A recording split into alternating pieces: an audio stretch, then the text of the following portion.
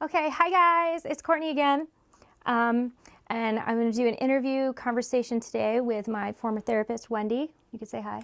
Hi. Hi, everyone. Yeah, we're just going to talk today about some things that might come up in therapy when you're dealing with depression or anxiety, some coping skills maybe, things that work for people, things that don't work for people, maybe recommendations.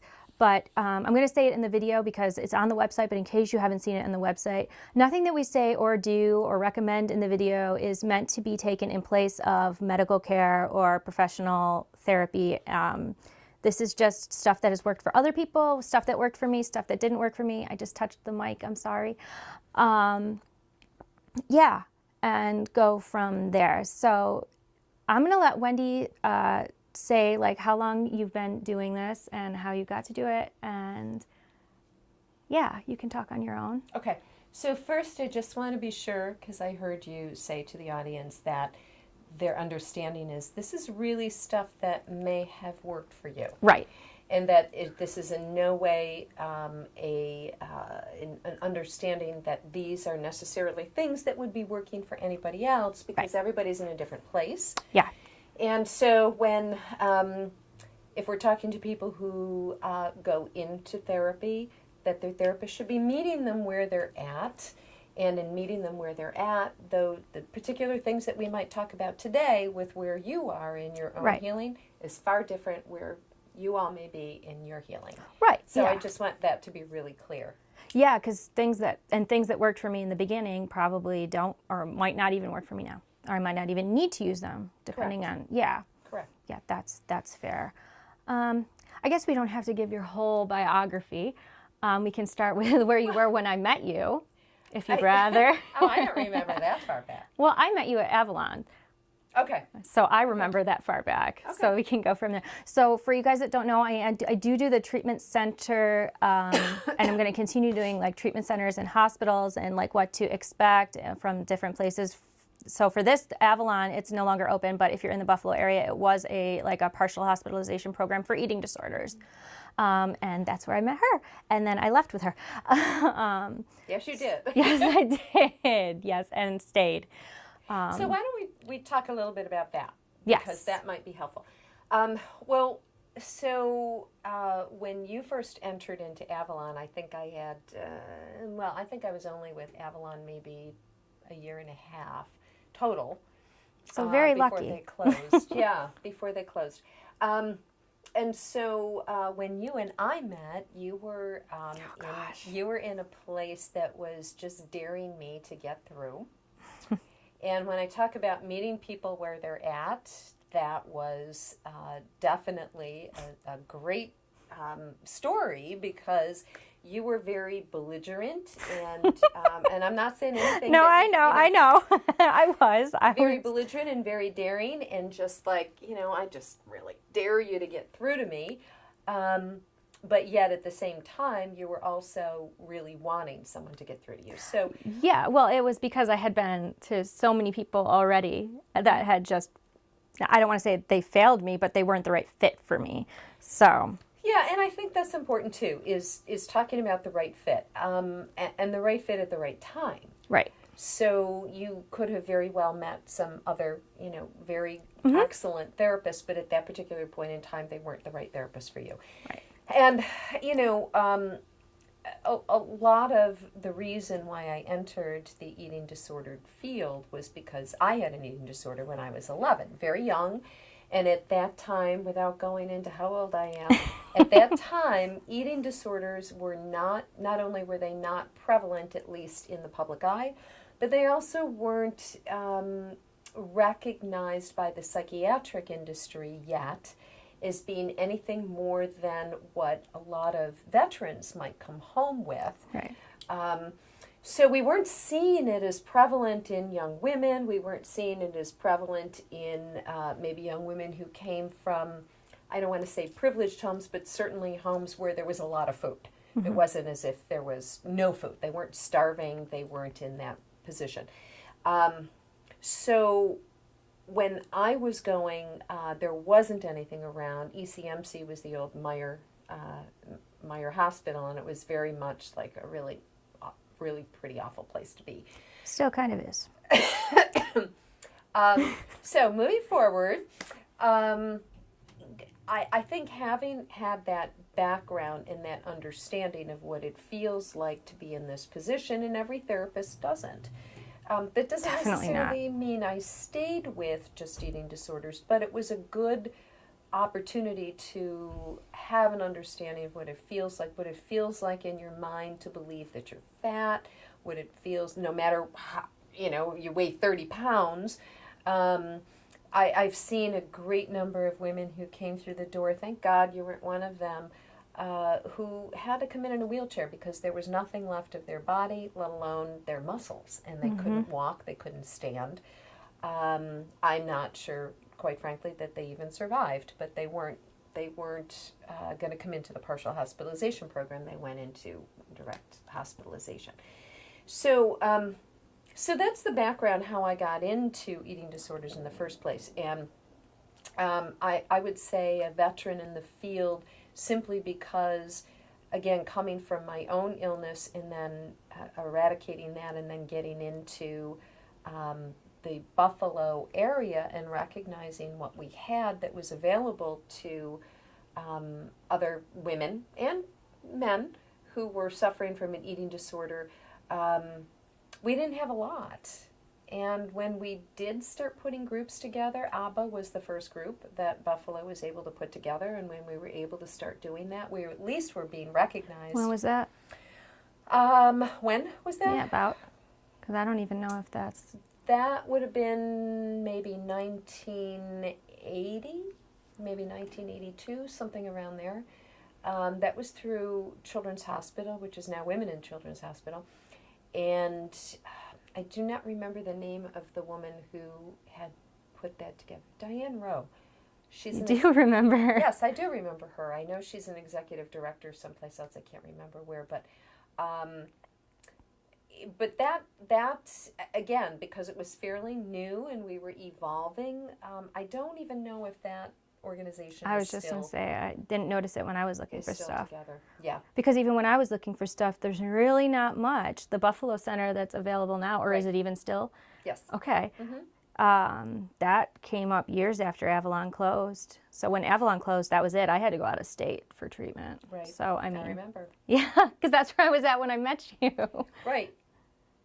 Yeah. You ran for that? Well, yeah, I was like, what the hell did I was only doing that in the meantime. Right, I had been kicked out. Right. That's yes. I had been a little kicked out. rabble-rousing. Yeah. Yeah. Well, and that happens. That happens. And then, people get to the point where their brains are telling them that they not want to comply because... Oh, totally. That's what it was about. Just almost breaking rules on, like, trying to get kicked out. So at least you got credit for going because you knew for me, I knew I wasn't ready. I was pretty much being forced to go there. I wasn't going there on my own terms. Well, and you were also proving that you were, maybe far worse than everybody else. Oh, yeah, that's always, everybody wants to be the... And there's also, underneath a lot of it, there is a competition that's involved with people wanting to be seen for who they are, but when you're sitting in with a group of other women who are also in that same position, everybody's screaming, I want you to see me for who I am, then we either have to one-up the person next to us or across from us, and it becomes... Everybody wanted to be the sickest, yeah. Like... Right. It was almost worse. I don't, like, Run For is a great place to go, and I'll talk about that, but not for me, because I went like 4 or 5 times. Yeah, but that's not unusual. A lot of people who are going into rehab of any kind, generally are going to go at least, I think probably at least 4 times. Some people as many as 6 or 7 times. Because what's happening is it's like an M&M. You got to break through that crusty exterior, that mindset that has created this disorder, this way in which we are examining the world and the world is coming to us in our perceptions. We have to break through that to get to the chocolate inside, probably shouldn't be using food The good analogy, stuff. but They can handle it. to get to that ooey gooey center in the side, which is our decision to no longer meet the world with this, crusty exterior. We don't need to, because we have enough inside us to protect ourselves. Right.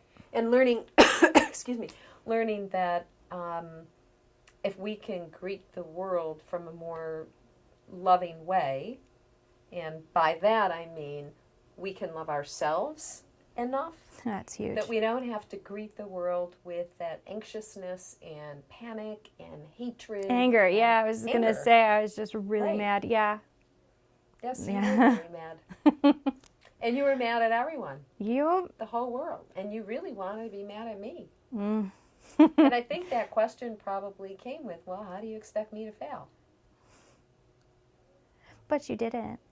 Well, I think, and I certainly am not going to take any credit for anything. Right, I know. Because I know. everybody calls, whenever anybody calls, I always make a joke. No one ever calls me when they're happy. And everybody calls because they're in pain. And so what do you want when you're in pain? You want someone to take the pain away. Right. And so the medical model is give me a pill, help it go away. And of course we're learning that the medical model, the pills, cause other kinds of problems. Yeah, the medical people told me, we don't think you're going to make it. When you tell someone that, then they're like, okay, like, why do I even try then? That's what the people, like one person, I shouldn't say the people are untrue, but that's what turned me off the last time to going back to that place. Yeah. Well, understanding, I work alongside medical people, so understanding that they've got criterion that they use, numbers, blood work, the labs that they do, they've got numbers that help them to understand what's workable and what's not. And so I got told the same thing. I was 5'4", weighed 54 pounds, and by all accounts, at that age, they were saying to my parents, she's not going to make it. Well, she's not going to make it if I stayed at that level. Right. So my decision, that was my first connection with my own brain change, which was, you know what? Thank God for that same belligerence. Was, well, if you tell me I'm not going to make it, I'm going to show you that I am. Yeah. And so sometimes that's what we need, is we need somebody to give us permission to have it be okay to be belligerent. Only switch it so that it's in the positive sense. Right. If you're going to do that, change your brain so that you can agree to do the right thing for you. What do you want? Yeah. And I don't want to pretend like changing your brain is something that happened fast. No. Either. Like years. It's like, I think now 10 years we've known each other about, right? That's probably about right. Not all of them sick, lots of them happy. But time, it takes time. You get better and you get worse. Yeah. Well, it's pockets. I think it's pockets. It's pockets of, we can only understand so much. We can only comprehend so much. So when you have it's kind of like going to school. When you go to school and you're sitting through a class, and sometimes you're integrating that information, and sometimes you're just sitting there listening to the professor or the teacher, and you're bored out of your mind, thinking to yourself, when am I ever going to learn this or use this? Right. And then one day you do use it. Yeah. So you read books at the time that, the Four Agreements, we've talked about that before. Reading the Four Agreements might fall on deaf ears at a certain period of your life. Totally. So, like, initially, I hated, for example, things that worked for me, things that didn't work for me. I hated and was so uncomfortable with breathing exercises and meditation. You don't want to close your eyes in front of a stranger and, like... They may look at me. Yeah. Like, you just don't want to do that. And, like, I just didn't even want to believe that this would work. But then I did it with you, and I'm like, you might peek or whatever, or laugh at yourself. But then now, like where I'm at today, now I do it on my own. Now I know it works, and I just needed to give it a try, but like, it's a process. Well, the breathing, whether you have an eating disorder or, it's specific to eating disorders because we don't want people looking at us. Yeah, Because that we're was already big. Yeah. physically feeling uncomfortable. But there's a lot of people, PTSD, people with depression, a lot of people who do not want to close their eyes, mainly because they're fearful that something bad is going to happen if they do. Right. I'm going to be going into a healing after this where I know for a fact that the person is anxious and they don't want to close their eyes. So what's going to happen if they do? And the whole idea of closing your eyes is really for the purpose of movement. I say to people, if you can't close your eyes, then avert your eyes to the lowest possible spot. So, because if I'm averting my eyes and I can see, peripherally I can still see things, but I'm looking way down, then any movement that happens over here, my eyes aren't automatically drawn to it. And we're animals by nature, so we're automatically trained to look at movement because it's for safety purposes. That movement could be hurting me, and I need to make sure that it's not. So when we close our eyes, we're putting ourselves in a sense of sensory deprivation, at least for sight. I just bought headphones yesterday. Noise canceling? Yes, noise canceling, which is another way to sensory deprive yourself from all of the outside influences that are going on, because it makes it hard to really have that opportunity to go within. But with that being said, sometimes sensory deprivation with people who are so fearful puts them even in more of a fearful state because I don't want to be alone with myself. Right. I don't know what's going to come up, what's going to come out. I want to stop. Remember that eating disorders, like many other addictions, are for the purpose of stopping the mind noise, distracting the mind noise. Right. Distracting it so that I'm not listening to myself, to the evil, bad, terrible things I say to myself about myself. Right. So when we sensory deprive too soon, and what you described was perfect, if you do it too soon, it's probably going to put you in a not good place. So to do it the way you did it was fine. Right. Give yourself some time. Yeah, and I needed to learn how to do it right too, especially with breathing exercises. Like, you never know, there's actually a technique, like posture and everything. Well, and especially if you're one of those people who, as a lot of eating disorder women tend to be, is going to be bordering on their perfectionistic side. Oh God, yes. And you have to get it right? Right, exactly. Got to keep my eyes open to know exactly how you're doing it. Yeah. What's the count? What's the rhythm? Am I doing this right? Yeah. That's real important. Until you're able to find that place within yourself that says, you know what? I can just do it the way it feels right for me. And I don't have to be an A+++ student.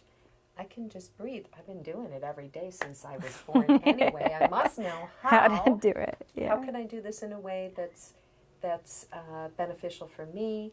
And really all it's doing is taking the very thing that you know how to do and just paying attention to it. That's all you're doing. Yeah. It's just like food. You eat. Yeah. We all eat. Yes. Otherwise we wouldn't be sitting here. Right. Now it's consciously being aware of the right food. Mm-hmm. Or if you're hungry, and if you're full. Hungry. Yeah. Yep. Because you forget, or I don't know if you really forget, or if your body you convince your body that it's wrong. Well, when you're trying to distract yourself, you're using food as a means of distraction. So I have a little routine before I sit down and I write or I get on my calendar for the day or whatever.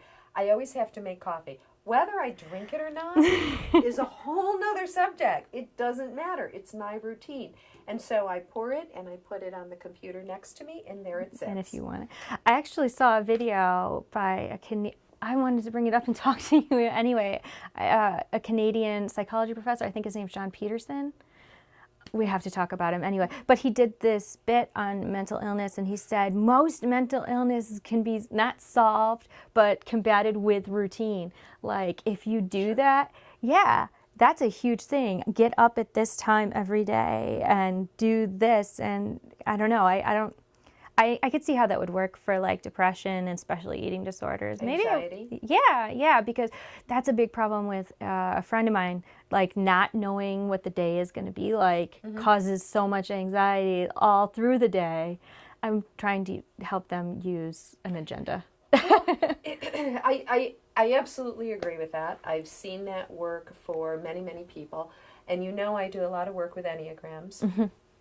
And there are, out of the 9 Enneagram personality types, there are some that are much more anxious than others. And others that have absolutely the need to know what's going to happen next in order for them to meet their day. Because the idea of not knowing, this kind of goes back to closing your eyes. I don't know what's going to happen next. What's going to happen next? So when you're trying to battle that anxiety, if you have something scripted, exercising at a particular point in the day, eating your meals at a particular point in the day, so that you kind of keep your body in an equilibrium as opposed to, oh my God, I'm so hungry, I'll just start eating anything. Same thing with liquids. Animals do this. If we watch animals know exactly when to eat and when to rest.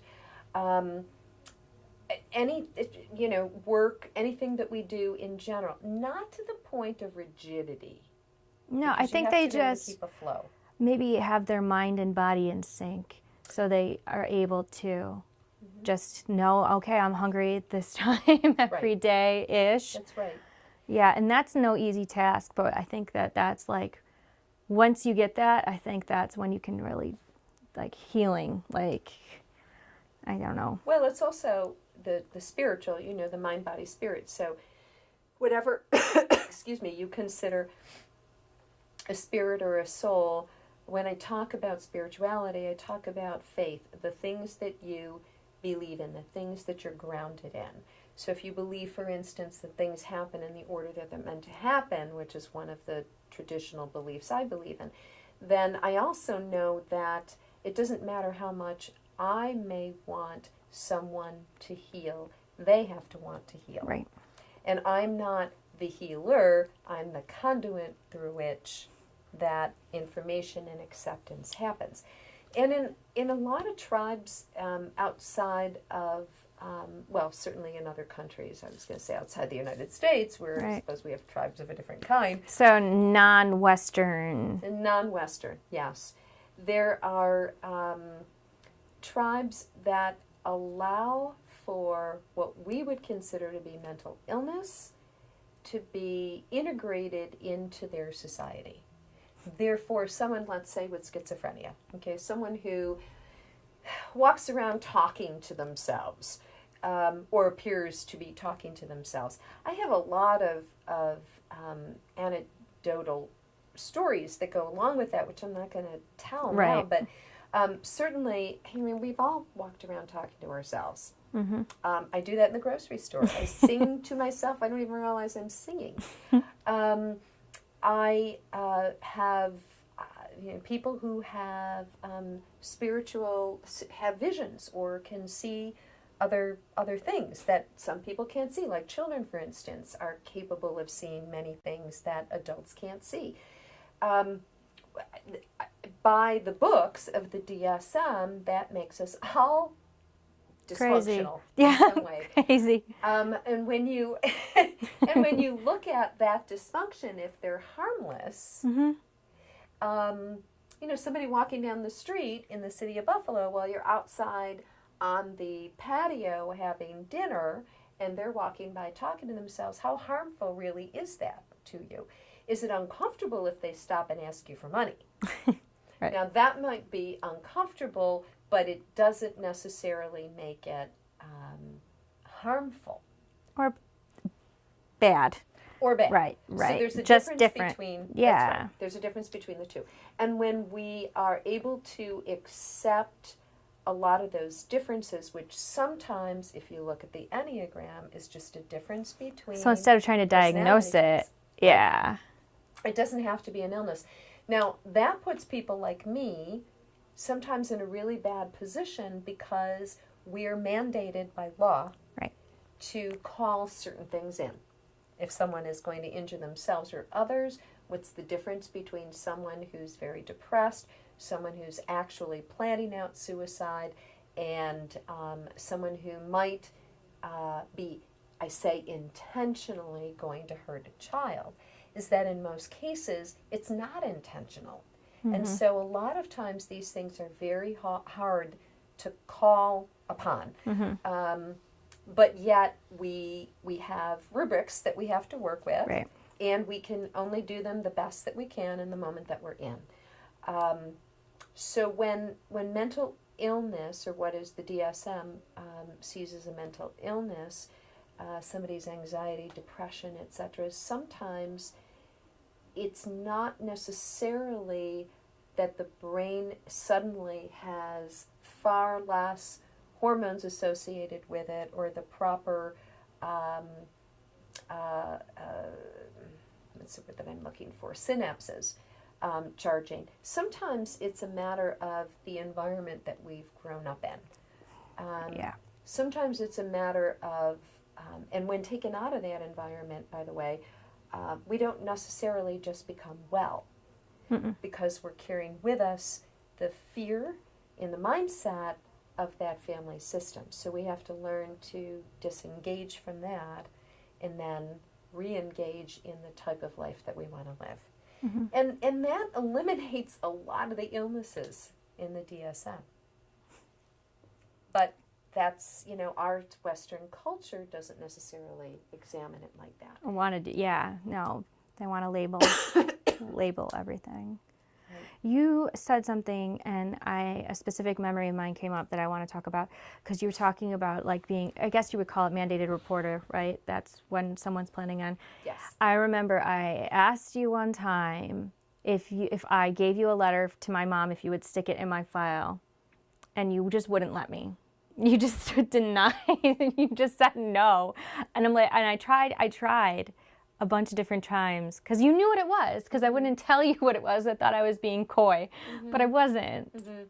Yeah, and I just found that to be really, honestly, I don't even know if you were intending it to be. You were just telling me no, and when you said no to that, it was like no, that I couldn't do what I was planning on doing as well. And I found that to be very effective. It worked. No, I was totally pissed off. I was totally pissed off. But I'm like, well, she just said I can't. And I'm like, I guess I can't.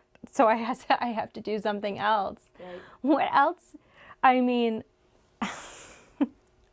Well, part of how I see doing the work that I do is that most people who are in more dysfunctional lifestyles are a combination of the personality that they have been given through their DNA and the environmental factors that are at work. And a lot of times people grow up in home. I grew up in a home where there were not healthy parental figures. So when there's not a healthy parental union, then it makes it hard for kids to grow up with healthy perspectives and points of view. And does that mean that you have to have two healthy parents? No, but a lot of times when couples call me and say, is couples work covered under insurance? And I say no, because couples or marriage or communication is not considered a mental illness. Right. And of course they always follow up laughingly saying, well, it should be. and here's the reality of that. If two people get together and they have different dysfunctions and they come together, they're kind of doing what the girls at Renfrew were doing, is they're competing. Oh, yeah. As to which dysfunctions are going to win over. And while they're busy doing that and having children who have a different personality are trying to fit into this dance of dysfunctionality. Yes. And they don't know where to go, so they pick something. Is it better to be raised with one healthy person than two unhealthy ones? Absolutely. Can sometimes parents become healthy once they're out of the dysfunction of the unhealthy union? Absolutely. So for us, it's a matter of being able to, if there were any possibility of having healthy parental structures, set healthy boundaries and healthy limits, where but care enough about it. So no means no, but I still love you. Yeah. Not no means no and you're a jerk. But, I love you and it means no and I care about you. That's why I'm setting this limit. Right. Hopefully you'll be able to then go forward and set your own limits, Yeah. which is always the case. And it's interesting that you say that, because when we were talking, my parents were also in the process of splitting. Mm-hmm. Yes, they were. A very long process of splitting. And honestly, once they did that, you say, they can become healthier. Well, one of them did. Mm-hmm. And having the one that did made it easier for me, or helped me at least in my healing journey. I think that I don't think that I was going to even be capable maybe on my own of getting better until I was out of that unit, because it wasn't just me. My brother's got his own dysfunctions too. Sure. So what you're saying makes total sense, because and I'm like reflecting on it now going, yep, totally. Yeah, I'm really glad that they did separate, honestly. I wish more parents would take the time to just reflect. Well, that's a whole nother subject. I know. Coupling and why we couple and the dysfunction of that Right. and what's its real purpose. But it really does all fall back to, if I always say the healthiest ones are the ones that seek out help. Right. Whether it's healing or therapy, I don't really care what you call help. However, your particular belief system helps you to feel the best, whatever you feel safe with. Some people are very safe with the medical model. They may come from a family of physicians. They may come from a family that was maybe unhealthy, and so therefore they are really trying to be healthy, so they follow every rule that the doctor says. And I'm here to say, I don't care whether it's therapy or medical practice or healers or whatever it is, there are people who are truly out there because they are not only learned and educated, but they're also able to discern between the different models and understand that one doesn't fit for everyone. So you really have to be discerning and figure out, one, can I trust the person that I'm working with? Right. Two, do they have the education to at least be able to, they're not what do you call those people who are not real? The smoke and mirrors. Oh, God, I was thinking I can't think of what it's called. But I would call them quacks. That's what I would call them. Well, there's a lot of professions out there with that I'm seeing that are evolving that are not how should we say, they're not grounded in any kind of empirical evidence. So there are some things that aren't grounded in empirical evidence, and I still might want to use them. But I also have the empirical evidence side. Right, because you're also doing again the holistic aspect. So you have that as one component, and like the other stuff supplements each other. So that, so if you're struggling with anything, it's good to have a support system that you can build that addresses all of these things. Right. That's what worked for me. I really honestly feel like I can say that's what works for most people that I've met who have come out the other side of any of this stuff. Yeah. Because you still need to be grounded. If you look at mind, body, spirit in the form of a triangle, and anytime there's a triad, and there's triads in so many elements that we use, then anything that's holistic, it's a repetitive triangle.